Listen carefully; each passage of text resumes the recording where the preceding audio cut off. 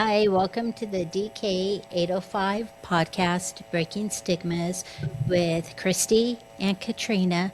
Today's a very, I don't know if I want to term it special day, but it's a day that's necessary to talk about. Today's May 3rd, and it is National Bereaved Mother's Day, which brings us to a different topic of how do we honor our boys on the other side.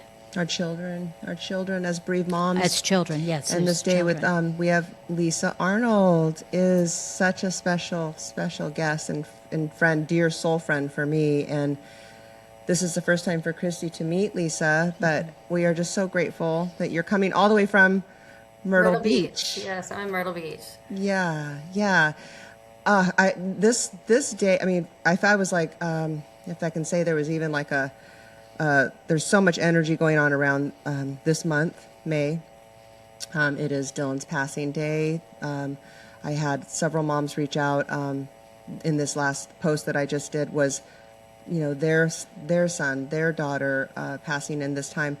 And then just a lot of prayer, a lot of and then I just was like, I have Lisa coming on. This is going to be the perfect time to talk about how we get through and the hope and the perseverance and just and the Mother's Day. The Mother's Day always gets Mother's Day is like again that it May Mother's Day, bereaved mothers, and it's so in that just opening up it's and just to kind of touch base, just to like I guess just bring it back down to the real thing. So Christy flew in last night.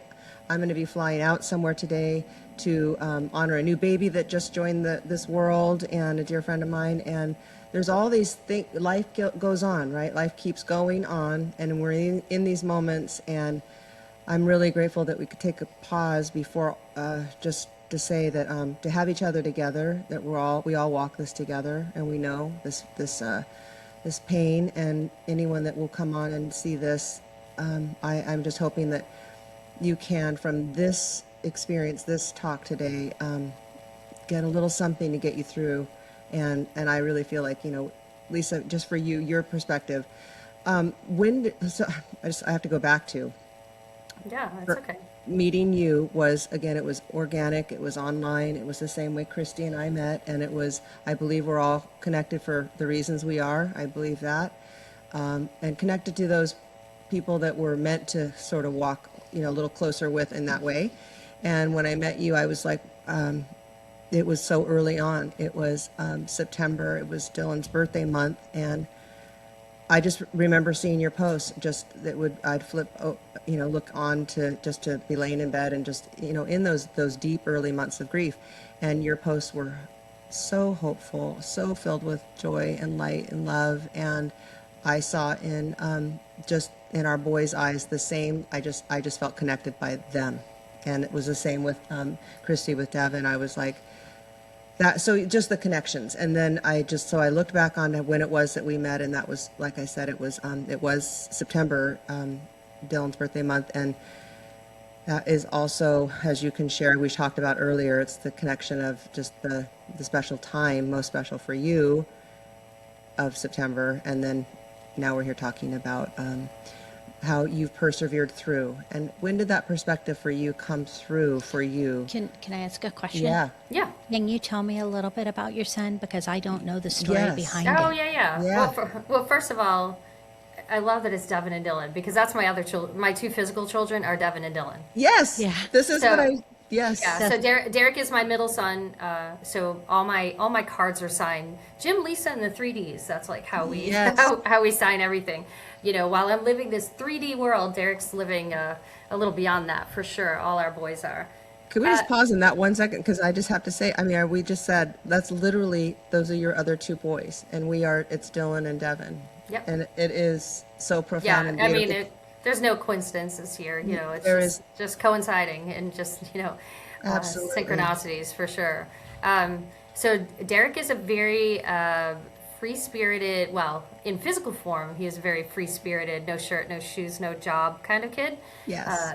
Very unapologetic for who he is, and he just goes after anything he wants. I have so much respect for that. Like, I just wanted to embrace some of that myself, like just to be who you are and to be comfortable, as if he knew he wouldn't be here physically long. He was just gonna qualitatively get as much out of this experience that he could. You know, he just sunk his teeth into it. Surfing, skateboarding, daredevil. You know, just trying anything. Same as our boys. Yeah, which a lot. You know, when you start to hear, and he's also the non-judgmental. Give the shirt off his back. Be anybody's friend. You know, talk to the houseless people. You know, the unhoused people. He's just easy. He's very easy. He could live simply. He would have been fine and sleeping on the beach. Yeah. You know, that's cool for him. So I lived my life with him. Drugs wasn't a big, it was kind of, it would dabble in and out sort of thing. And it was, you know, it would be like some, he would be borrowing somebody's pills or something. Yeah. And I would find them and I would question him because, to be very honest, I didn't mind that he smoked pot. I really didn't. Yeah. I have a lot of hippie friends and kind of came from that world that they live very full, honest lives and, you know, uninterrupted. Yeah. So I never really, it never really bothered me about that. But I would question the pills because you know what they can, you know, what they can be filled with. You know, fentanyl had already turned its corner into our world. And so I would question him, and he just said sometimes he just felt better. You know, he would answer me, but he was also very, like, hung out with what I call his tribe, his friends, you know. Yeah. So he had fallen in love for the first time in his life because Derek was just more, girls are too much work. I'd rather be fishing. And he fell in love with this girl, and he fell hard. And I thought to myself, if they ever break up, this would be tough. And she's still in my life. She actually just got engaged to her high school boyfriend. So her name is Kate, and that was Dylan's girlfriend. Oh, really? Of course. Dylan's girlfriend. Of course. Right. I mean, really, would we have it any other way? Of course. Yeah. And like Kate's birthday is the day before, the day after my younger son Dylan's. You know, it was just all these things sort of lined up, and so she broke up with him, and I knew it was temporary. She lived in North Carolina. She was still in her senior year of high school, which she lied about. She didn't tell him that till a little into their relationship, that she was younger than expected. So she was just turning 18, and Derek was 20. Yeah. He had just turned 20. And she was going back to finish her senior year of high school, and she had a part-time job, and he had no job and no real eagerness to get one. He worked a charter boat job, and that was probably the favorite physical job I think he did, was freedom. Working on a charter boat. Yeah. So she broke up with him, and people were telling me that the person that he was hanging out with at that time was, like, you know, into some heavy stuff. And I literally just said, you know, there really is not much I could do about it except to tell him that I'm here for him. You know, I love you, honey. This too shall pass. She's going to get back together with you, you know. And he just, instead of wallowing in it, he sort of just plunged into, like, just doing whatever. And then, you know, just one morning, we got the knock on the door, and, you know, I screamed and woke everybody up. You know, like, I had that moment of, like, this is what you see in the movies. Yeah. This is not happening in my life. This can't be happening in my life because this can't be real. Right. And at the same time, I had this instant knowing that, you know, that he was a present part of my life still. Like, you can't erase life. Like, it's an eternal thing. And I knew this all growing up. So I wasn't brought up in any particular religion. So I always said, sometimes I interchanged God with the universe or source energy. I just knew I was part of something bigger. But it wasn't very structured.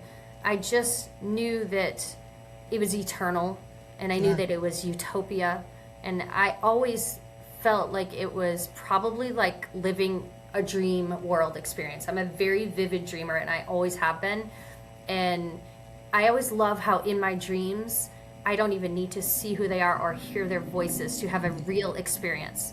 And it made me realize that is perspective. I am fully living those experiences in my dreams. Yeah. It's when I wake up and try to put it through this brain computer that it's hard to explain. So Yes. I realize the brain is sort of my block and kind of what can trip me up, but it is also necessary to have the human experience. So pretty young, I had this knowing that, or knowing for myself, I think it's individual to people, and I won't say one is right or wrong. It's your experience while you're human is what your belief system creates Right. for yourself while you're in this physical body. So we had, not long before he transitioned, he had all his friends over. We had just moved to a new condo, and he had all his friends over, and all different belief systems, and they were asking, Miss Lisa, what do you think death is? And I said, I think it's living your greatest dream. And they're like, yeah, me too. And so when he transitioned, I knew he wasn't gone. My heart was broken for this part of me. Yeah. But at the same time, the human perspective. Yeah. at the same time, I felt like, wow, I can never really be alone again. Like, there's part of me that knows that I actually drew this bubble diagram not long after he transitioned, where I said, this is him, and this is me, and this is where we overlap, and this is where we're always together. This part of us, that's beyond the two physical bodies, we still have creation. And So I'm sorry, Kit, what I have learned from what you're saying, so I just don't forget my thought, what I've learned is that the relationship I have with Devin has just changed form. Yeah. Completely. It's just changed you form. just have to learn a new form of communication.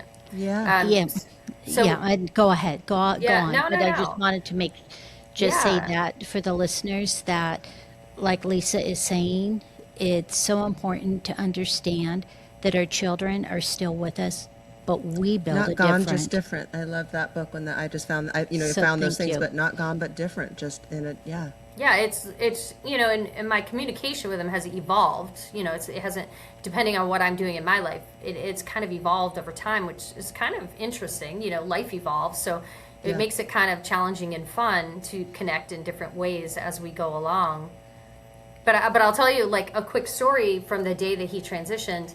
We had just moved not long before this condo, which, again, I know we moved there because it truly made the whole experience easier. We had never done a holiday there, nothing. So we just did everything new in Yes. his new form, and we just created a new experience. But, and he knows my, like, super soft heart for homeless, houseless people. Like, that is my next movie that I'm writing, kind of thing. And he was kind of that way. And I think I always thought that I could see Derek, living that simply, Home and free. Yeah. yeah, and that everybody Without- has a story, and Yeah. to understand that. And I feel like our kids Yeah. all knew that. They had this connection. They lived from a very intuitive Yes. part of themselves that, like, Dylan they was knew never gonna that do they the knew 9 they to weren't going to 5. be. Yeah, Right. they knew they wouldn't be here for Yeah. They really lived from their intuitive self. Yes. So- to live life on their That- Yeah. in their way, fully, and absolutely with Dylan, it was like, and I feel that all the time. It was always, just living it as exactly as he wanted, and that was just coming into that now, and really going back into reading what he wrote and his way of writing, which I'm also working on something which is about dreams, ironically. Oh, I which love is it. he lived in that dream world. He loved his dreams. If you woke him up a certain time too early, that was interrupting like his really beautiful safe space of like where he flew in his dreams. It was this eternal passing through different realms. He would speak of things that I think other people, and again, they did feel like, okay, I just honor it. I love the perspective now. I can see it so clearly now of what he was expressing. And so for me, I am not a dreamer at all. My whole entire life, I have not been able to recall dreams until Devin died. Oh, there goes the tears.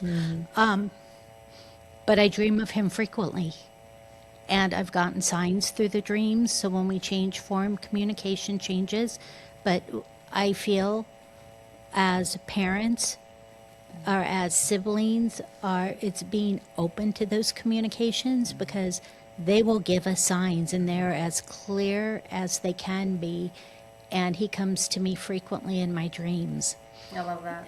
Yeah, I do too, because I haven't had that in my life. That's really awesome. I It's think like there's no coincidences, like you said, of course, that wording, of course, because of course, the number will be the same, like the thing you think of when you think of it's there, of course. It's the sign that brings you peace, and you see it when you most need it, of course. Well, and the key is to not doubt it. Yes. For us, we changed our language. We completely changed our language. We took out dead, gone, lost, missing, past. We took away all of that. We took away past tense and we put in present tense. So I don't just talk about Derek to other people. I talk to Derek in front of other people. Yes. So if my husband and I are in the car and something happens, I'm like, seriously, Derek? Like we just, we have. We do that too. Yeah, Sometimes so with We're the having a good day. Seriously, Dylan. I mean, right now you're gonna throw me into the tears. Or if I'm on the airplane and somebody walks on, I'm like, not right now, Dev. You're going on the shelf. I'm coming back and revisiting you. Exactly. And they kind of let you know. And my brother transitioned 2 years after Derek did, and his name is Scott, and my brother is Derek Scott. And I always used to say to Derek, oh, I doomed you by giving your uncle's name, because my brother's just crazy. Like, he's just fun and like whatever. But my brother suffered from alcoholism as a disease, and he used to say he knew he would live a short life, but he felt more himself in that experience. So Yes.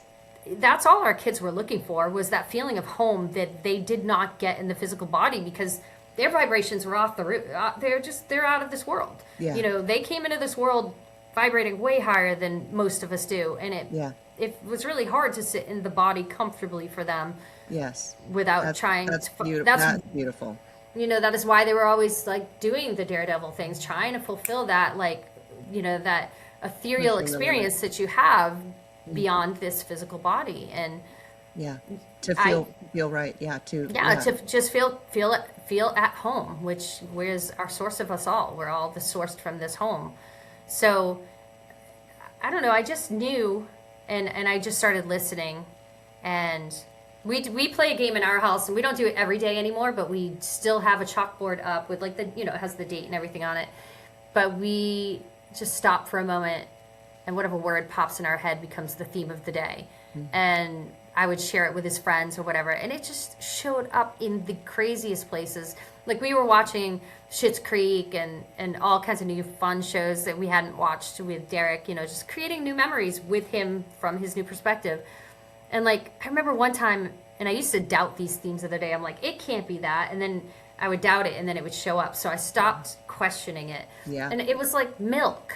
And I'm like, Yes. well, wait a second to show up, like, that's going to be like really wow me. And then we were watching Schitt's Creek, and the whole episode was about unpasteurized milk, and like the whole episode was about it. And it just made me realize, that they don't feel the separation that we feel. I believe, and this is where it gets a little woo woo for people that most people I think don't really, resonate with this, but I believe that this isn't all of me. I'm not just a soul in this body having a human experience. I feel like there's part of me that is doing more than this. This is just where I'm focused. Yeah. So I feel like there's part of me that is living an experience with Derek, and that's why they don't feel that separation. Derek's described it to me one time that we're actors. Yeah. We're all actors all the time, and this is one role we're playing. Mm-hmm. But that when you go to sleep at night, you're off stage and you're fully the actor again. Yeah. So even those times where I wake up and I don't remember an experience with Derek, I have sometimes a familiarity, like we just hung out. Yeah. And I just stopped. You did just hang out. Exactly. So I stopped doubting that. 100%. Like, we hung out. So now we have this thing where my physical children, I have an older one that's 30 and a younger one that's 21. And we will text each other at night and say, where are we going tonight? And we'll pick a place, and I'll say, I'll meet you there. And then we're like, oh, that was fun. Like, we just play. I love that. I love that, Lisa. I love that. And those are the things that you've shared in your posts and just those experiences that, like I said, I felt lucky if I could just, if you happen to come up in the morning and I'm like, I can start my day with that feeling, because it has, It is. It's living in that hope, and it's, and yes, the stories can go back. The stories of what they did in their life, their journey here. Pain or different experiences for them, which was their journey. That if you live in the whys and the what ifs, I mean, it's without hope, and there's no. It's a painful place to stay, and it does not. And when I'm in the and Dylan comes to me less. My mom transitioned very soon after. They were very extremely close. She lived with us. We cared for her, and she went home to I feel to there was no illness that took her. She was found in her sleep, and I found her. And in that moment, I felt her saying, she's home, she's peace, and that is just that that truth. And it was also to show me that it's also the same with Dylan. And it was just like her showing me that one more layer for that the pain is there, the grief, that great grief. Like it was like, oh, I can't. How am I going to do this? But it was like they were showing me, like this is how the peace. Because it's like this. It's like, yes, I know my mom's at peace. With a young life, you feel like there's an unlived life, and then there's that where. So processing that was a lot of understanding, but I did have many dreams of them coming to me together, showing me they're together and that they are both at peace. And then it's just that yeah, it is a perspective that is the most hopeful, to know that they are with us. We talk of them often. I want to always talk about Dylan. I want people to talk to me about our boy, say their names, all those, and yeah, as if they're, I have a story where we talk about communication from the other side. Like you have several, we all have the several stories, but this one it's non-deniable that our loved ones communicate from the other side. I work in aviation. I am a flight attendant, and it was shortly after Devin passed away, probably within 6 months. Devin's case became a criminal investigation. So the police took everything that was Devin's, his computer, everything. And for all I kept saying is, I just want my son's music. I just want to hear him sing. And so when I was working a flight, a person came on the airplane. You can't not notice him. He'd be the type of person walking down the street that is very noticeable. So, but all I saw when he came on was his eyes, and he was screaming artist to me. So in the flight, I went up and I said, "Are you an artist?" With knowing he was. And he said, "I am." And I said, "My son was an artist as well." And he said, "What happened?" And I just looked at him, and he's like, and he knew. Mm-hmm. And I said, he overdosed. And I said, "I just wish I had his music." And the conversation continued. And I said, "Well, he recorded with somebody that's pretty well known, but I couldn't remember his name." And he's like, "Well, was it this man?" And I said, "Yeah, So, actually, man. yeah. Out of all the, Yeah, Yeah, chills. That's 30,000. so good. Yeah, 30,000 feet." And Yeah. I said, Wow. and I'm like, "Yeah, it was." And he's like, "Oh, okay." Long story short, I have all of Devin's music. He got That's her the amazing. music. Yeah. That's And incredible. and there's more to go along with this story that I can't share right now. But there's no denying. Look, you can see this tattoo. I don't know if you can see it. I can't. You guys it's a little bit fuzzy right now. The Well, connections, it's a I can't guitar. see. It's a guitar. But it also has the yeah, D in the, that's so awesome. it has the D and the DK K. in it, and it says "Coming Home." And so I love it.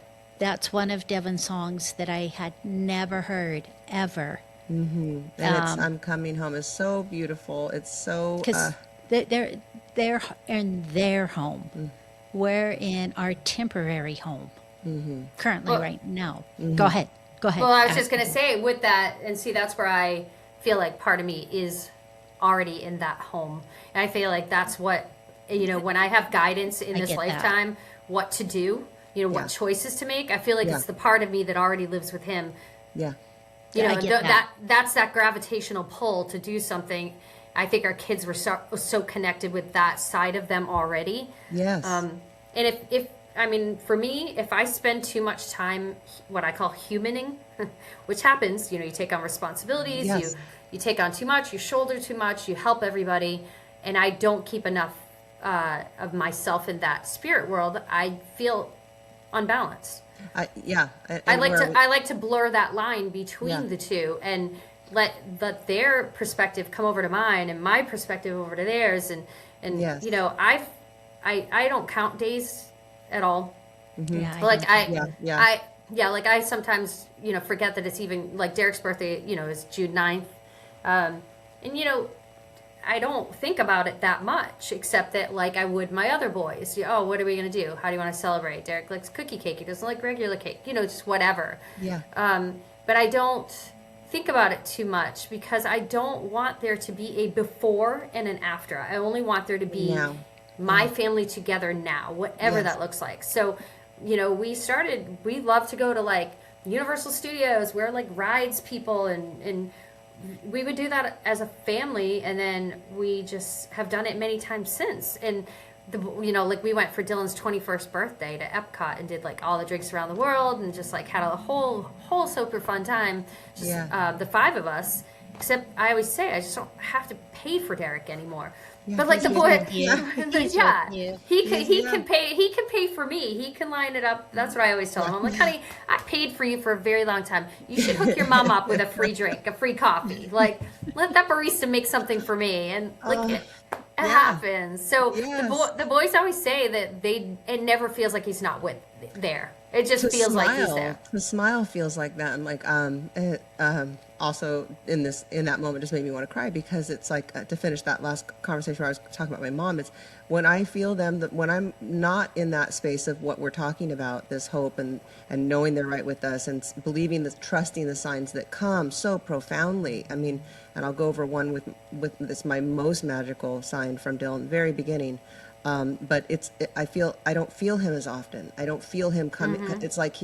It's like he's not wanting to be in that negative space. He was not negative. He wanted to be, I mean, in his times of, use where he was struggling and there was that pain no longer exists. And that is where it no longer is. And he reminds me. So when you say that, I just want to flip it, that it's not that he doesn't want to be in that space. He doesn't have that space. He doesn't have that space. We're not getting to their space. Exactly. Right. Exactly. So it's not. Yeah. Like Derek tells me all the time. There is no like negative feelings in that reality. Yes. Right. And again, and as you said, that's hard for some people to, and I've spoken with many people that you feel like you can see that doesn't really quite resonate, that feeling, and they just haven't maybe gotten there yet. And that's just, another reason to, for this, wanting to start, really just not like starting like this month off, but having it be where people can just get more of it. I want my post to be more about that. I want things to be said more of that, because that is the hope. And that is, last month was a rough month for going backwards in time. Like, what am I doing? Why am I going backwards in this? And this was like, a lot of deep, reading of his writings and looking back into the truth and starting to write, pen to paper, which was, really just like, as I had said with, I'm just going to forget it, but dancing with dancing with embracing grief. And she did embracing grief. There was another one too. Dancing. Yeah. I know what. I can't think of how we all have grief brain. Yeah, and Dan's perspective, but there's so many beautiful, things that we could recall. But it's what kept me going. Those little crumbs that were just like, okay, because it was like, and I reached out to her too, and she just said, because she writes beautifully about her perspective, her son Dan coming through her and having her, and then sharing all of that. And I just said, I really want to, write what I'm feeling with, and she said, just put pen to paper and feel that and have that, and I have another mom that recently just shared that, who lost 2 children back to back within 6 months, which was profound. And she wrote Beyond the Unthinkable. And she was the first call I received. I sat in the little room next to my bedroom, and she's like, you're not even going to remember this call right now. It was a friend of a friend that connected us. And she just, her faith, her way of seeing it, the just just like, I just remember hearing her words, welcome to the suck club. But what this is that your whole perspective is going to change, and your children are with your son is with you. My children are with me. And it was just these things, these little things that were in there that I was just so like gifted early on to have it be, no, that's how this is how I'm going to walk it. I'm not going to, I will have those days. We all do those, just like going back, why, but I just want to pull out faster, and I want to help other mothers pull out faster to understand, and to not beat themselves up about what wasn't done right, and what wasn't. That's what I wanted to touch on. So, there wasn't a big focus for me on how Derek transitioned necessarily, because yes, it brought me together with some other parents that were in a similar situation, and Yes. how they transitioned. Yes. But I truly think that everybody's going to transition from this body somehow, right? There's Yes. going to be some experience to transition. I don't think it looks like what we think it looks like. I don't think they have the suffering that we think they do. But what Yeah. I love what you two do is you help take that weight from somebody. The responsibility. So yes, it's very natural for us to go through our heads and say, could we have done something different? I think what y'all do is kind of take that the guilt and the weight away from somebody, because nobody should live with that. Nobody. Our children's journey was their own, and for us to say we understood it, we were never meant to live their lives for them. Right. So yes, did fentanyl technically take, is how they transitioned, and should the people be held responsible? Of course they should. But my favorite part of what you're doing is taking the guilt away from people. I feel the same way about people The who have shame, children. the stigma. Yes, Yes. yes, and see more of our kids than what the substance that as how they Yes. took their last breath. And I feel the same way about parents whose children transition by suicide. Yes. There's I have a lot of caring listener friends that I've made that had a lot of weight with that, and I said nobody could have changed their trajectory, not a single person. And the way I know this from intuitively, but I know this because I run this substance use caring group. We all approached our children differently. Yes. And the result was the same. Yes. So that was the connection when did I not stay married to Dylan's dad? Christy, her perspective, she's like, we stayed married. Did I not enable it? There was none of all my questions were answered with the result was the same. Exactly. It would not have changed their trajectory. I think a soul will never transition until it's ready. Yes. I think And that we're not in control of that. No. And No, that's and, where we're at the end it's trusting. yes. If I want to honor my son's story of his life, what a blessing to have him in my life and my story. Oh yeah. Oh, And isn't being so- a mom like the greatest thing ever? grateful. It's Yes. the best thing in the world. And if I signed up for that. absolutely, I we tell knew we'd people- get those wild boys. Well, and I tell people all the time by quote unquote, when I'm putting quote unquote, I have other children as well. Some of them have made my life easy and have made me feel like I did my job as a mom really well, and they're thriving. And how easy is it to love that and feel good about myself with that? But with Devin, he was my child that made me such a better person. I laid every judgment down. I look at things so incredibly different. So what that child brought into my world is, and I even said this at his celebration of life, I couldn't do a celebration of life for him. So what I did was celebrate him on his birthday. He died in June, and I waited till his 29th birthday to give him his last earthly birthday, because what I celebrated was his life and what it brought into my life.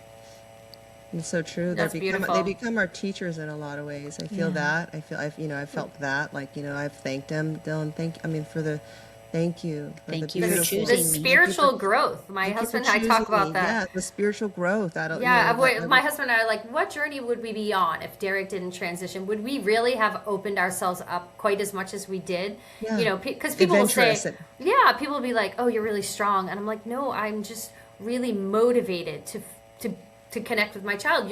There's nobody. I mean, yes, my brother, yes, a parent, but like your child feels out of the natural order of things. It So is. you want nothing more than to connect to your child. So you work a little bit harder to really make that connection and to find out everything you can about it and to open yourselves up to this bigger picture. You do. Yeah. you pay more attention. And I've looked at all these parents on Helping Parents Heal that like they've become mediums, they've done podcasts, they write books, they become Reiki healers, they're energy healers, sound bowl, intuitives. The healing. Yes. It just opened us up to big spiritual worlds. And Yeah. And we were trusted to be their mom. And if not, this is where some people might say it's woo-woo too. They chose us to be their mom. I love woo woo. Oh. Dylan. I know, I was like, I don't care if it's woo-woo, but Yeah, Dylan Yeah, loved but a lot of woo-woo. people will say They that do. they Yeah. chose us. Yeah.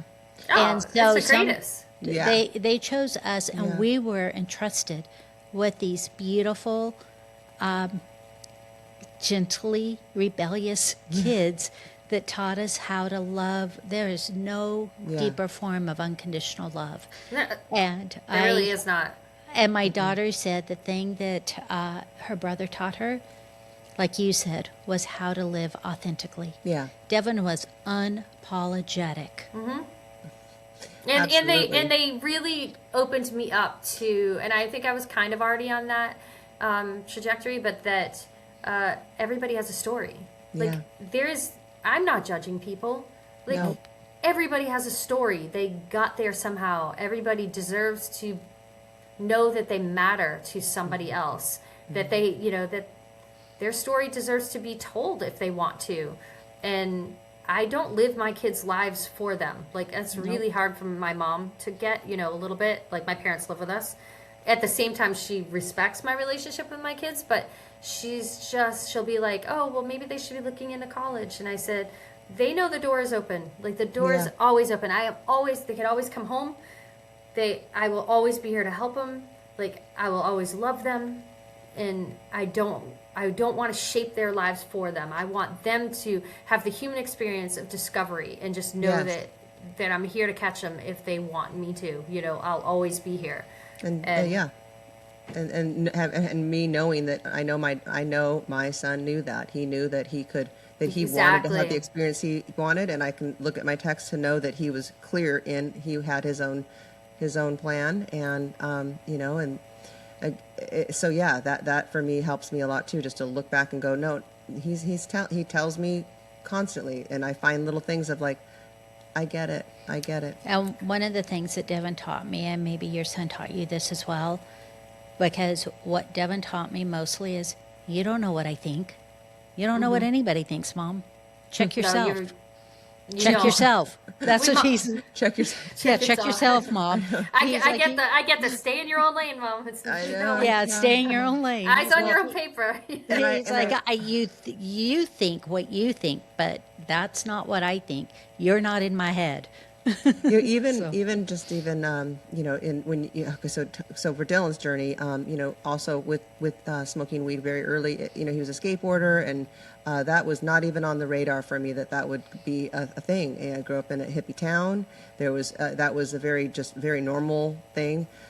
It just, however, for Dylan, it did affect him in a way that doesn't affect everyone. And so I want to like totally reframe that and honor in that if it's something that it's not my journey for that this was Dylan's journey. It was what I felt for him was affecting his brain in a way that made things well. And again, as we're just talking about, though, it was how he saw life in a different, lighter view. That when I saw things as serious that were happening, he didn't feel that. And so I'm even trying to lift that experience for myself of just like even that like that fight that feels like that. It's like it's no longer a fight that I No, need to, and we have story like I remember Derek finding. I remember I was cleaning up his pigsty room, and I used Yes. to, like I They all used to. play out. wait, Yeah, my like- boy was perfectly clean, and everything was no. And I like had such like gratification in doing that. Like it just Yeah. I don't know. I didn't mind, but I was cleaning his bed and he had a speeding ticket between his mattress, and I just said, hey, you know that the mattress doesn't pay for it, right? Yeah. Like that doesn't take come care out. of. But like Derek just nothing was serious, and like if I could say for all the people that do connect to him now, that's what they hear.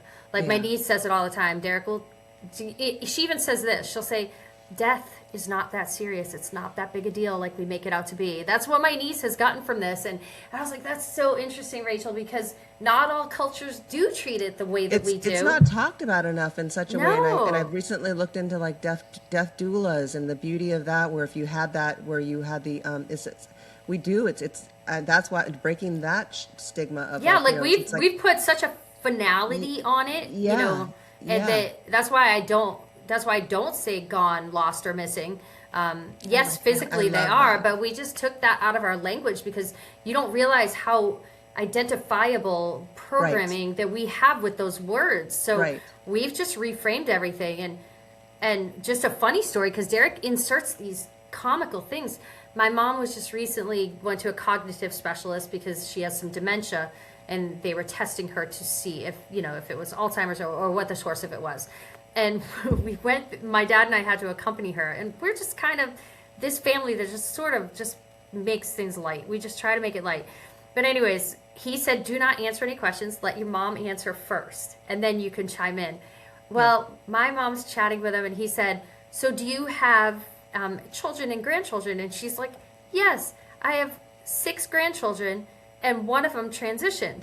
And I'm watching this man's wheels he's turn. thinking- I'm Oh, thinking he's transition. looking for just the right words, and he said, okay, so you have a grandchild that was born a female and became Oh, a no. male. Yeah. And my dad and I are just cracking up. We're just thinking this is like the greatest Yeah. thing that's ever, because I'm as open-minded as they come, so it's Yeah. not anything of Yes. judgment. Yeah. It was so good. And then a But little while later, he says to her, so do you ever have any like hallucinations? Do you see things or hear things that aren't there? And my mom is extremely clairsentient and clairaudient, and she's like, well, my son and my grandson that transitioned, she said, I mean, they talk to me. I hear them. And she said, and sometimes they want to get in bed with me, so I move over and I let them in bed. And this guy was just like, wow, she's really advanced in her dementia. And we are just cracking up. Like, my dad and I were so Oh, See, Sorry. that's what judgment That does, is- right? that- oh, That's- like, even from a that is doctor. exactly what judgment Yeah. does, because we laugh at it, but that doctor made up so many stories in his head not that answer, aren't and he was- even true. He's still talking about her. I know it. Like, He was struggling, and your mom was just right on, and my mom also. She's My mom- living her truth. It's Yeah, her she- truth. Look, I had to share just a similar. Also share our mother's. So my mom did have the early signs of dementia, and it was getting more. She did have a really bad accident when she was very young, and it was a lot of head injuries. So it added to her, the happening faster. Then the trauma with Dylan, it just did. It amplified it. But things were so in that forgetting, in things that we're forgetting, it was painful for me, and I can now just hear. Laughing with that freed that part of my heart, because it's like I'll often talk to my mom. I'm like, Mom, I'm so sorry. I know now that you know now. But she would say things when Dylan had passed, and she passed very shortly after him. It was about 10 months. But she would say, for a celebration of life, she wanted to make a birthday cake. And I got upset at, or she would, or when's Dylan coming home? Or, things yeah. like that. And because she lived with us, it was, I just didn't know how to I couldn't process You my just weren't pain. there yet. I wasn't, yeah, and so now we just have these conversations where I go, God, you guys are just you're dancing, you're up there having fun, and you're just, so now that it's just shifted, but it was like, because we're in these earthly bodies, and in forgiving myself for not knowing what I know now, and being in that moment of just that moment. But what I mean, like the things she would say now, and like my husband will always talk about, like the funny things my mom did. Like she developed like a walk that she would do that she's like, how's it? Because we're like, her gait was awful. She'd walk by us in front of like the TV, and she'd be like, so how's this? And it was a very dramatic walk. Like Dylan would do something really, and we're like, that's really good. And I know she was just messing with us now. I know it, because it was more like, it was just her playfulness. It was her playfulness, and she was letting me know gently like that, and to keep, because my mom she was saying it's not that serious, honey. It's not that serious. Exactly. Serious. And I'm in my grief, and I'm watching, and I'm like, it's hard not to laugh, and it's like because it's like now, but it does bring me the joy. It brings me laughter to know that she was giving me that in a way that the only way she knew how was just to show me joy and laughter. And she was the funniest one. Dylan and her, the pranksters, the funny ones that, and that doesn't, now it's magnified because it's more accessible. Like my parents have lived with us a really long time, and the other morning they were like, my mom comes running into the bathroom, and she's like, open up. She's like, the boys woke your dad up with the TV this morning, and like the remote was way over there, and my dad was like, I love it because my dad gets frustrated with them, like, I'm trying to sleep, and like they turned the TV on and woke him up and made him get up. And like I can remember the first time my dad got locked out of the house after Derek transitioned, and he was like, why'd you lock me out? And I was like, I didn't lock you out, I'm upstairs, and you have to like deadbolt it. And they would do it to him over and over again, just my dad. It was just like, the stuff was just so good. It was so fun. And I would tell people, ask for free stuff, and like they'd be like, oh my God, Derek, get me a free drink today. I was like, tap into it, like really, really pulling on it, right? Like I remember Dylan was still in high school, and if he didn't know answers, get me first class. No, and Derek was not a good student then, but Dylan would be like, all right, you weren't a good student when you're in physical form, but now you know all the answers, so just hook me up and tell me what's the answer. And that's how we good stuff. It's the good good stuff, and to laugh. That's the joy, and that is them. And like right now, they are just here. Like this is there is no separation. That's what I tell myself all the time. Yes. The best part of the story that I got from your mom, including Derek, it's Derek's reminder for all of us and the listeners that their story may not be our story, and not to be judgmental. Yeah, no judgment. Yes. That's my biggest thing that I've gotten from Derek, besides being authentically yourself, but to not to understand that everybody has a story. And that I think that's why I got into acting, besides the fact that my youngest is an actor. But I realize now that I got so interested in wanting to write my own screenplays because I want to tell stories that, like other people's stories, and kind of open people's minds up to being so judgmental, really. Or disconnected. We're all very disconnected too. And just uncomfortable, because I received a phone call from a mom this morning who lost two of her children as well, and the discomfort in being around parents who carry grief. Allow us to grieve, but allow us to laugh. It's both. That's that because balance. It's that it's balance. I always say to people, please don't think I don't have my cry moments. I do. Of course. Is that all I put forward? No. I want people to feel hopeful. I want you to understand that there has not been one day since Derek's transition that I have not found joy. Did it prevail all day? No. But it is possible to have joy and to have sad days, and to let the joy win. Absolutely. So the day Derek transitioned, I was going to tell you real quick, I decided to take a walk, and I had on my elephant pants because Derek he found them at a flea market, and my hippie pants. Yeah, he loved them. So I had those on, and I had changed into one of his flannels and a t-shirt. And I love that you wear his sweatshirts and shirts all the time. All the time. Love it. Yes. And I was barefoot, and I decided I wasn't going to brush my hair for like a month. I literally did not brush my hair for a month. And it drove my mother crazy. I got a knot. And I told my mother it was a dreadlock because Derek always said he was going to get one dreadlock. And I said, but it was a knot. I mean, it was a knot in my hair. But It's a dreadlock. Yeah, it was a dreadlock. So I walked around and I was barefoot and I was talking to him like this, and I was, of course, crying and talking to him and whatever. And I went by the bar restaurant that's right around the corner where I always walk, and they weren't quite open yet. But a woman came running up to me and she was like, "Ma'am, excuse me, ma'am." She's like, "Do you need a sandwich?" She thought I was houseless.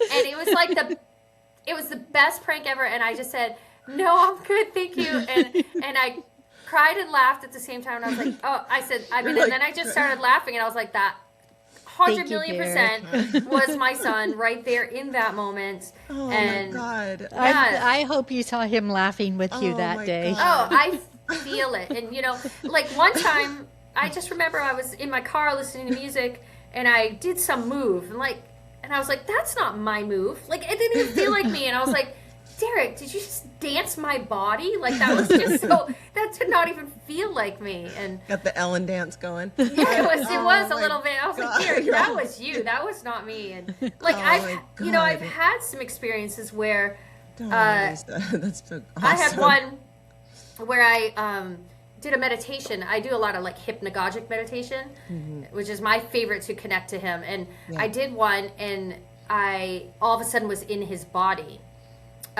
in his new reality. Yeah. And he was in his room, and he put on his shoes, and he went into our kitchen. And I mean, I'm half awake during this. He went into the kitchen, and the only thing different was where I have a picture on the wall. It was like a window with like stars and everything outside. Yeah. And he just grabbed a piece of fruit and just went about his day.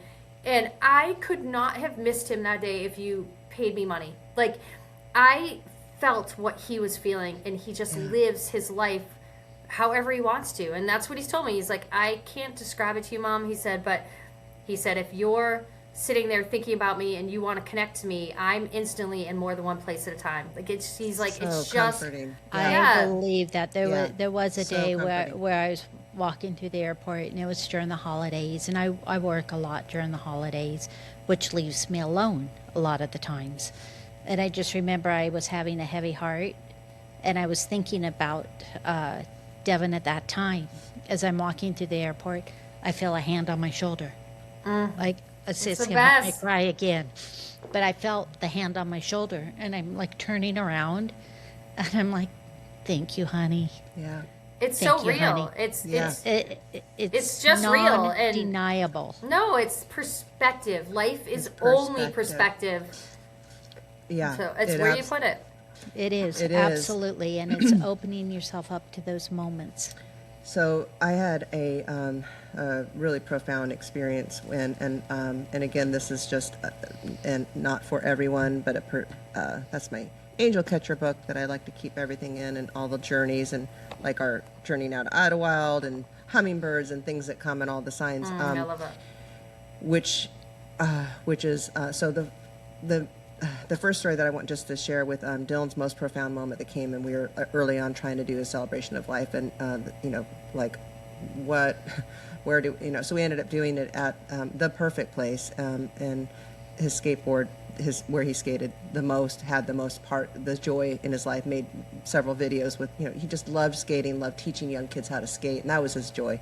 It wasn't going to be at a church. It wasn't going to be. It felt too. Yeah, formal. we did ours at Derek's Beach Access and had a paddle out. So Yeah. Mine was like- at a music venue. Yeah, None of us went to a church, a music venue. and nothing felt right, and there's it was just more. I just wanted it to be. So we did it at the skate park, and in that though it was God, I was just like thinking back to.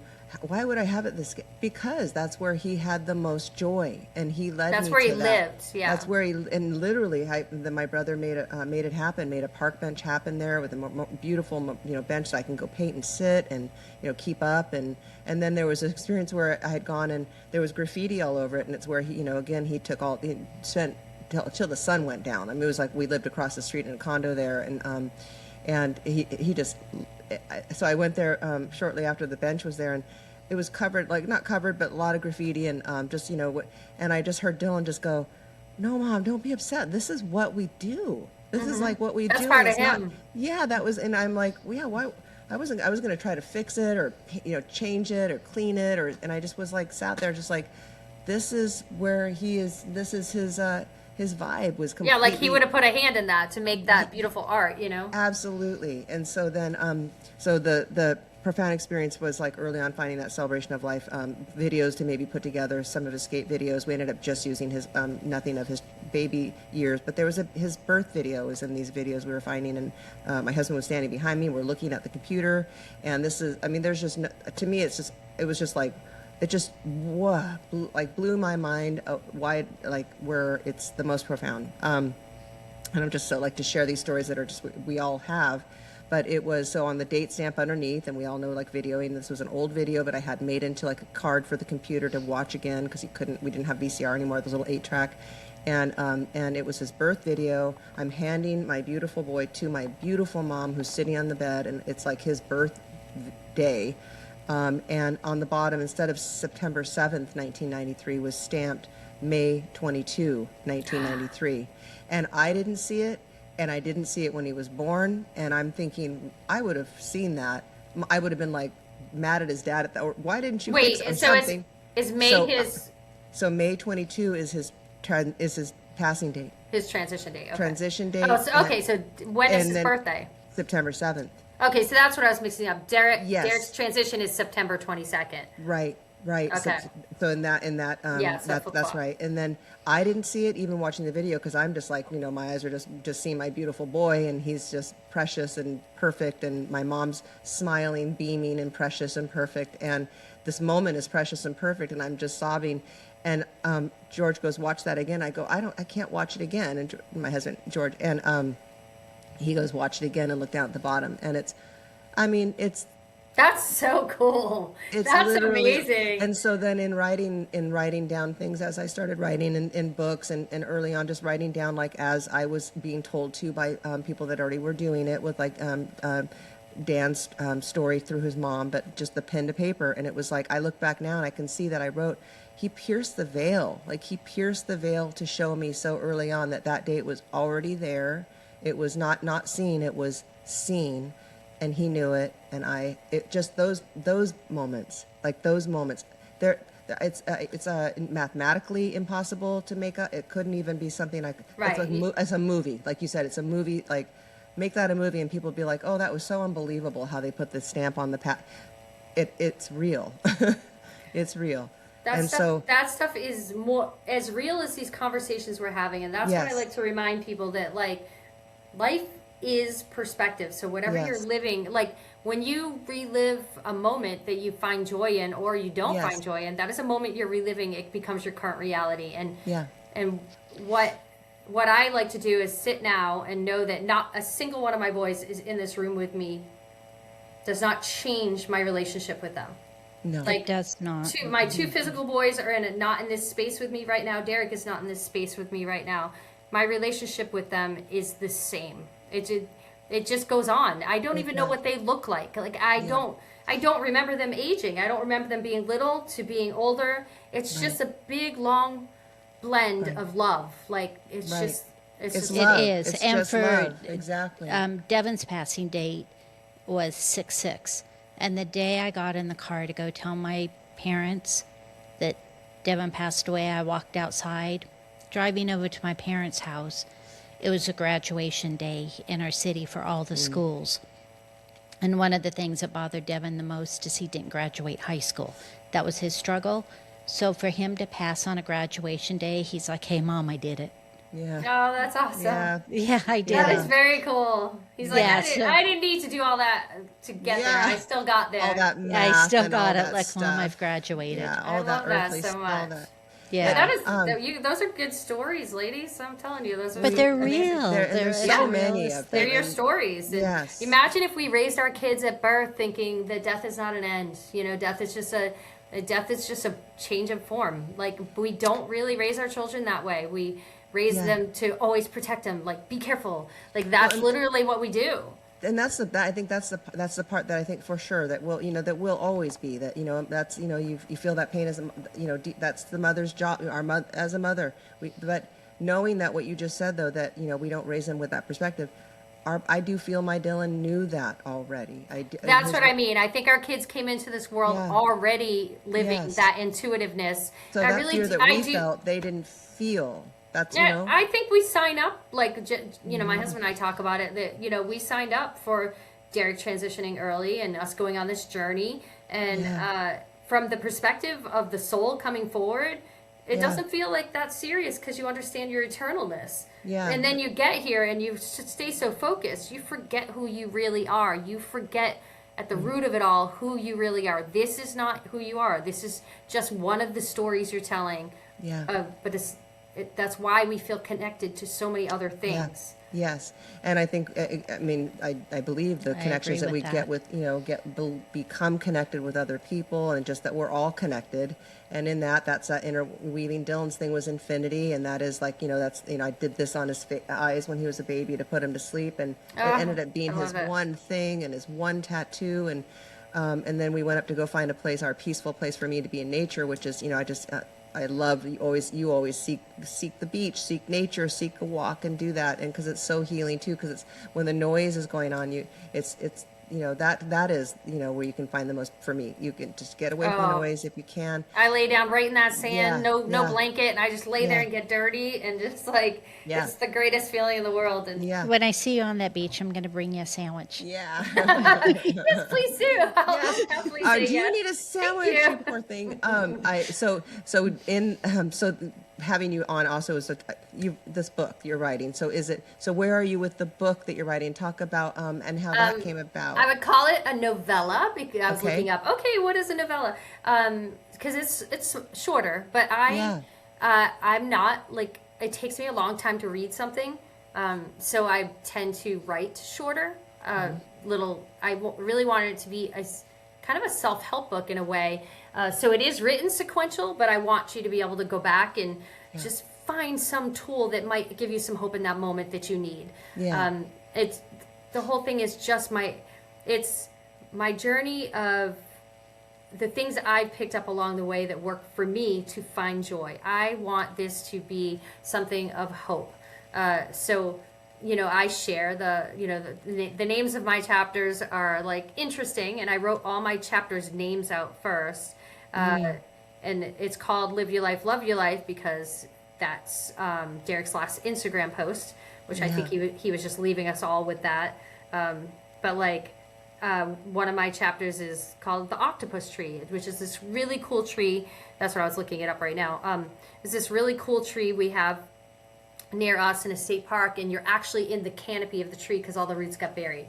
And just, I don't know, I look at all of everything differently now. So, I do have a chapter, the first one, the curiosity factor, how did he die? Mm-hmm. And I don't focus much on that because that isn't my focus. That's not where my focus is. My just focus, this real moment of the image of that is just a means to transition to your next state of being. Yes. Everybody is going to have to transition somehow. Not everybody's just going to transition in their sleep. There is going to be, and for us to understand why the soul chose that way is just too much it's something we're never going to get the answer to. It's not meant to be our answer. It's not. And that's really hard for the brain to not want to understand. To let go and let be. Yeah. So there's 29 chapters, and they are written, and I will be inserting some of my poetry that kind of aligns along the way. I'm a very intuitive poet. I'm an intuitive writer. It took me 3 years to write it, and it's not very long. It's more of I didn't want to write when it didn't feel good. Yeah. So if I sat down and I felt like it, and if it doesn't just fall onto the paper, it's not what I'm meant to do, and I just take a break from it. So that's kind of, I wanted it to be a very organic process. Yeah. So, and there's no rush. There's no, again, this is your process. This is your journey. I realize there really is no rush in this life. I think we're always like, oh, I want to do it before so-and-so transitions. You know what? They're going to see it whether they transition or they don't. They're going to be a part of it whether they transition or they don't. They're going to have their hands in it. Right. They're going to be a part of that clay for you and help you create whatever it is you decide to create in this world and however you decide to live.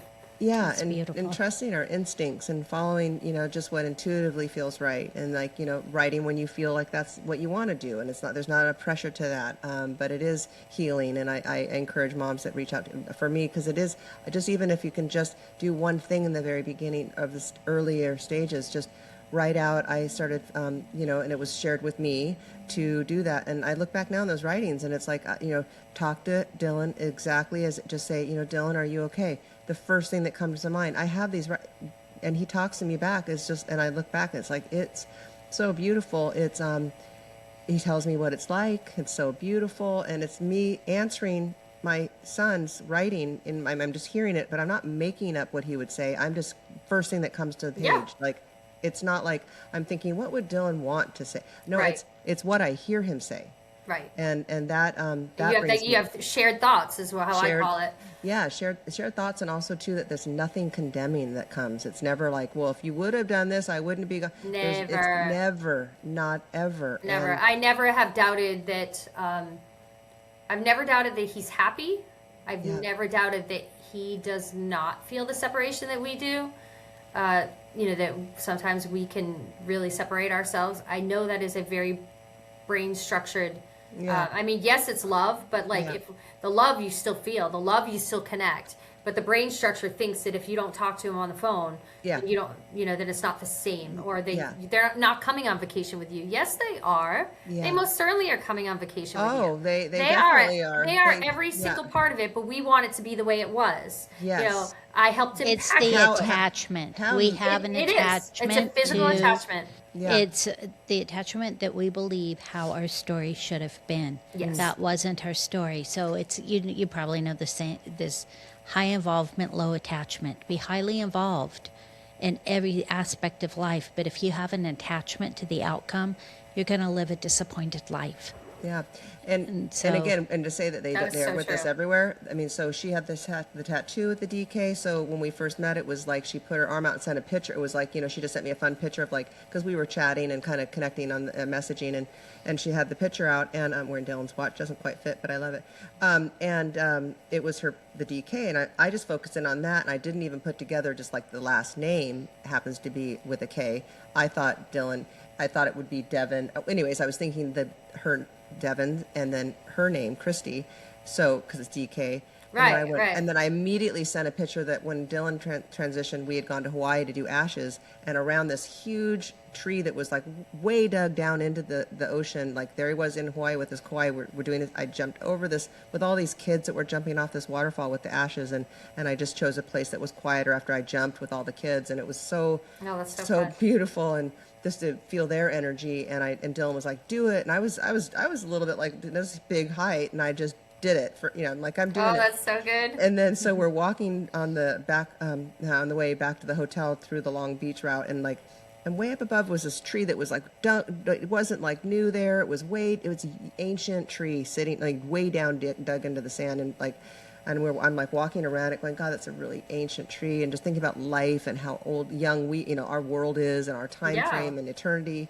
And then around the side of it, I go around the side of it, and I'm just like, wow, and I'm just feeling the thing, and all of a sudden I come on this heart, and inside the heart that's etched, that must have been years old, years, because it was like with a stick with like charcoal etched in there, and it was a huge D plus K in a heart on this tree.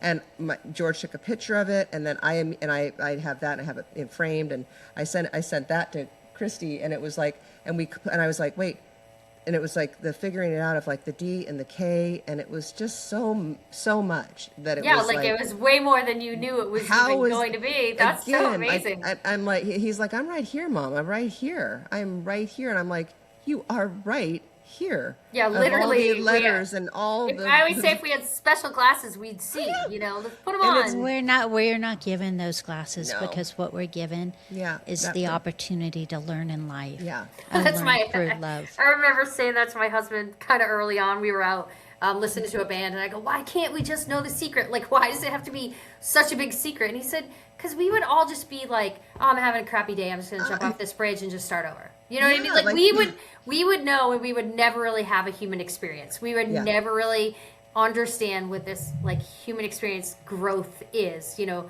it helps your soul grow. It helps all of us. Non-judgment, It does. Yeah, acceptance, like we get to humility, grow and experience Yes. and try new things and you know. new forms But of love, new forms of Yeah, love. I mean, And I always say we've experienced the deepest love that anybody can experience is not just being a mom, but being a mom that can't physically have your child right with Yeah. you. Yeah. That's we've evolved, you guys. We have evolved. We have Oh, I reached mean, the pinnacle here. Like it's yeah. amazing. And We've that's come where I so say far, for thank, sure. thank Yes. you, Devin. Yeah. Thank you, Devin, for choosing me Yeah. to be your mom. All Yeah. the time. All the Yeah. time. And even in this, I mean, I'm like smiling and feeling this love, and I'm, you know, I know there's tears behind my. I mean, it's this feeling of this dual thing of like. Oh, it's yeah. It's so profound what we're sharing, and I hope that this, you know, can just reach the mom that needs it the most, right? If we, you know, can. That's the hope, that it just, again, because this is real. This is what, you know, we're sharing the deepest pain, but it's also pain in great joy, this struggle that brought us closer to spirituality, closer to source, closer to God, closer to what we're all supposed to be doing here, which is not judging and not being Lead with love. That's what lead Derek with always said. love. Lead And with that- love, Mama. He tells me lead that's with all that's love. real, anyways. I love That's all what you- that's real. and I That's love what he how tells me. I remember one time he said that to me. Lead with love, Mama. It's all that's really real. And I was like, all right, honey, if that is real, you know, like that, you saying that is real, and I'm not just making this up, which I already knew it wasn't. Yeah. But I wanted some tactile confirmation. And all of a sudden, this commercial comes on, and it's called Real Real. And I was Yeah. like, come on. It was like for clothing, selling used clothing, and it's like called Real Real. And that was the commercial that came on. And I was like, all right. Yep. I It's guess like a- I'll, it's like a- I guess I'll accept that. That's good Right. enough. And I also like that he has same when he says same. He Same, says same. And Yeah. I know and I just like to answer you when I go same because I love that. And like my Yeah. grandmother always signed everything Oceans of Love. So we always do Oceans love and that. same. Yes. Yeah. And you know, it's just, I There's don't so know. many nuggets. There's so many. This life is a beautiful tragedy. Mm-hmm. It's a beautiful mess. And so it's picking up the broken pieces. There's a poem called The Broken Vase, and putting them all back together. It doesn't change the vase. It tells No. the story of the vase. I love that art. It's the story work of the that vase. fills it with gold. The broken pieces. There's that Maybe art that's- form that is where you break where a broken vase becomes where you're, you know, a vase or glass.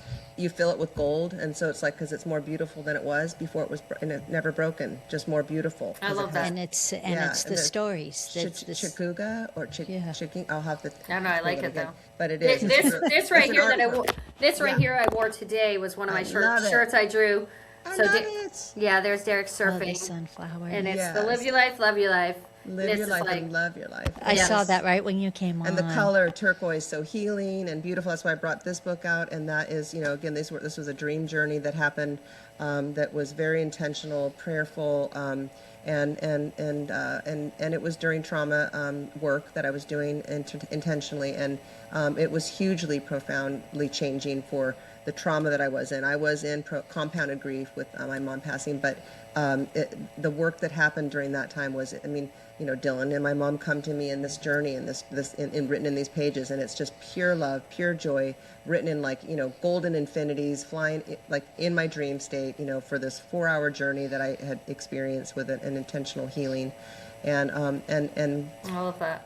yeah, So it was heavy, but heavy and needed, but Needed, right? Yeah. It was Yeah. just, So on bereaved Mother's Day, Yeah. I guess Lisa's message, your message would be, yeah. I would honestly, I live- would say throw away that word bereaved because it sounds terminal. It sounds Okay, yeah. It sounds let's final and say. So- Let's come up with. Let's do this. What would be that? Yeah, let's do this. eternal What should we Mother's change Day. instead? we are Eternal Mother's eternal Day. Mother's Eternal Day. Mother's There's Day. no love that. separation. so lead with love, Lead with love. Eternal. love Mother's your Day. life, Live your life, love your life, and love your love life. your life. And Yep. then I also want to just touch on, and I know that we just to with the Helping Parents Heal, which is are you still doing the Helping Parents Heal, Yeah. which is a Zoom, which I So actually, there's a meeting this Thursday night. So it's the first Thursday of every month at 7 p.m. So you just join the original Helping Parents Heal Facebook group, and then you can join this is parents of children who passed of substance use. Okay, so finding it on Facebook, because I'm remembering when I found it myself, and it's a Zoom link that you can link on, and when you don't feel like you're wanting to get out around people yet, or you can just be in your home and be comfortable. Yeah, and you don't have to put your camera on. You can just shut it off. And yep, I did that. Literally, we talk about connections. That's what we talk about in that group. Yes. And like, I'm going to the conference again this year, which is in August. Are you? It's okay, because I was going to say, so where is it being held this year? Same thing at the Wild Horse Pass in Sheridan in Arizona. Arizona? There. Okay, yeah. I'm gonna want to try to get us to maybe go out there. It's just a beautiful journey to, I just as that experience. And this is my third time going, and I run a substance panel. I did the last time, and I will this time as well. Awesome. And it was a full room, and we did a little meditation to start, and I just reminded them that we concentrated on connections. That is Elizabeth's goal of having Helping Parents Heal. Yes, to have each other to lean on, but she wanted it to be an origination of hope. Yes, because she felt beautiful. She felt her son immediately, and she knew Morgan was still with her, and she had a child, Chelsea, transition at birth. So she knew that she felt Morgan hug her, even though he was at the base of Mount Everest, and she was in Arizona, and she felt him hug her, and she knew he wasn't gone. And there wasn't really many groups that were open to it then. I think it's been now about 15 years that she's had that group. And there's I joined. Yes, I think when I joined, there was maybe 21,000 members, and now there's like 32,000 members. 1,000 members. So how many come to, like, say the Arizona meeting? I mean, how many? So they 1,100. Oh wow. Okay, yeah. 1,100, and they have speakers from all over. There's Suzanne Giesman.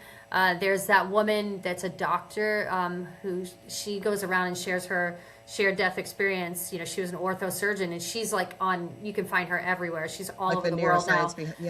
Where she got pinned in a kayak accident and drowned, and knew her femurs were broken and never felt a thing. She knew it's not what you see. That's the ultimate movie that I will create someday as a director, is the two sides of the coin. What you think is suffering and I watched it with my brother. My brother's body deteriorated over 10 months from cirrhosis, and I knew he was already tapped into the greater reality. So often he was tapped into that greater reality and was not experiencing what it looked like he was experiencing. He would talk to Derek on the floor, buddy, what are you doing? Why are you on the floor? And he would talk to his son that transitioned at birth, and he just was so connected. And then we're all connected. That is so beautiful. That just so beautiful. I mean, just in all those connections that you received, and those deep connections between your brother, and having that be the things he was sharing then and his own transitioning just with you for that. Yeah, like I got to actually have a shared experience with him. His favorite place is York Beach, Maine. We would go as kids, and then when we both had kids, because our kids are all the same age, so we were very close. We were best friends. And when he was transitioning, I said, hey, Scotty, let's go to York Beach, Maine. And I closed my eyes, and we were there. We were there. We were playing racquetball on the beach. We were drinking some beers around a bonfire. Our kids were playing, and then he just took his last breath. And my mother's like, were you just in York Beach? I go, Mom, 1,000,000% we were, like, there. And, I got to have that experience with Derek in a meditation. I got to be in an experience, and that's in my book. That's one of my favorite chapters, where I woke up in this utopian, beautiful reality, and all my physical family was there, and all my transition family was there, and I couldn't see a single person. And I just I said, knew. I said, I had a conversation. I said, what are we doing today? And they said, we're going out in a boat. Dad's driving. And I said, I don't think Dad can drive a boat. And they said, in this reality, he can. And I was like, and I said, okay, well, I would feel more comfortable if I could see land. And in that one thought, all of these Bohemian color houses just came to light. And I remember thinking, I just created that with my thought. That's so crazy. And I was just like sitting in this warm water, and it was like enveloped in this beautiful yellow. Yes. And then I woke up in my bed, and I was like, I was just in Derek's reality. And then I closed my eyes and got to go back. That's wonderful. You got to go back. I'm I glad did, you let. yes. I'm glad you got through that I went portal. I went right back in there, and I was like, "Honey, where are we?" And I was like, "I don't care. I don't care if I ever wake up. This is real." Yeah. And then I woke is. up with that knowing. So It's that knowing. so for yeah. sure. So now I meet my boys there in the morning. But before I talk to any of my physical family, I meet them on that beach, and we decide what we're going to do for our day. You know, what are we Good. doing today? Oh my God. I love you so much, Lisa. I love you. You've been so such a much. blessing on my journey. Please don't think that is one-sided. Like you're amazing, and I've loved like that y'all share this podcast, and you just bring a lot of healing and joy and hope That's to the people. intent, and that's the And we intent. do know what I know. That's my Yes, tattoo. yes, I know we- what yes, I know. I know. What Is I that know. what I yours know. says? I know what I I know what I know, and that was early on, so nobody could talk me out of what I already knew. I know what I would look down and know. go, okay, you're. And she's got one on her foot says the grounding. Oh, the- I have one on my foot. It says with an anchor, and it says "Love anchors the soul." Yeah, yeah. I love that. Because when we walk through life in love, we With walk love. through life with Yeah. love. We walk through life with love, and like I that's love what that. we're And, supposed to do. and our It's feet, like, if our, that's- our feet are the anchors, Yeah. and they direct how we walk through life. yeah. I love that so much. Yeah, Yeah. and we have come so far, and we have learned so much, and it has been a like a gift to see these like profound knowings come into my life, and I don't want to, so I said allow myself to, but yes, as in the state when you've lost a child, your mind goes back. Just finding ways to come back, tools faster to get back. That's into what my that book space. is. My book Yes. is tools. It Tools. is. It's It is so beautiful. filled with tools. I and can't wait to read it. That's all it And is. Katrina's about to go get on get an on a flight, airplane. and She's so- got to get on a flight. So with that, I'm just going to say, I just love you. We just are so connected, and we will do this again, hopefully. And then when your book comes out, we can just, and I'm just going to get it for sure. But we'll talk about that. Yeah. Thank When you I for have a inviting me. layover in Charlotte, I'm going to come look for you on the beach in the sand with a sandwich. You totally should. Please I do. will. What No, flight? now Who do you I'm fly going to want to for? go. I'll What tell you airline? later. Yeah. I'll tell you later. My cousin just I'm got like, a job. ah. My cousin's with United, so he just Yeah, Yeah, I know. He's a Oh, pilot.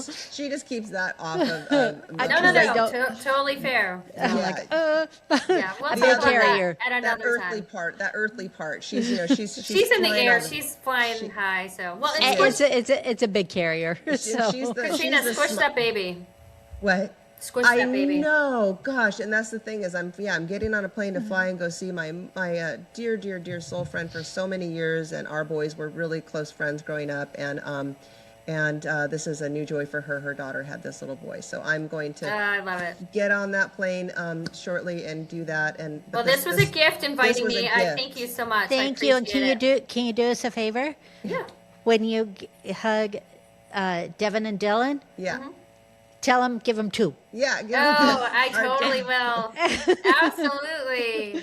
My Yeah, neighbor, Dylan I and just Derek. met new neighbors the other day, and they're like, "Oh, our kids are Devin and Dylan," and I was like, "Okay." Wait, what? Yeah, my neighbors, they were That's walking very by. cool. They just felt like chatting, and they're like, "Yeah, we have two boys, Devin and Dylan." I was like, "Okay." Oh my god, I love Us too. I know. It's like it's like we're like it's love. So here's my big love to you, all and about I the love love. when you do Derek Shaka, and live Hey, your life, love your life. our kids are just Helen Keller children. That's what I always say. Just out of That's it. sight.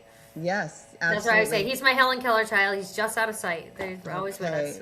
Well, we are Yeah. so again. Just have a beautiful, peaceful day, and Yeah, you seek the too. joy. And I'm just going to be smiling through that airport, and not let anything bug me at all. No, you're never alone. I'll be like, so. you have the seat. No, I'm just kidding. So Dylan does come in funny ways too. Last thing would just be like, oh, nah, mom, you can still do that. You can still get that seat. So, Yeah, tell me. take your square, take your triangle. Okay, whatever you gotta do. hey, Devin and Dylan, can please get Katrina a window or an aisle? Yeah. Just don't give her a middle, the Yeah, dreaded middle seat. Derek, help her out. Help her out. Yeah, Derek. no middle seats today. Exactly. Hold my hand during the turbulence. So I love you ladies so much, and Love to you Love both. you Thank you so for much. inviting me. It was a joy. okay. Oh, it's Thank total you. joy. Talk Have a great soon. day. Bye-bye. Talk Okay, soon. bye-bye. Bye.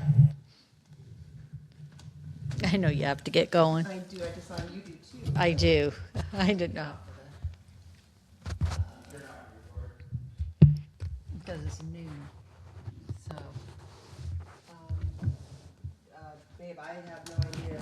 That better been on record. It better have been recorded. Because I see it say record. Yeah, you just hit stop now. What am I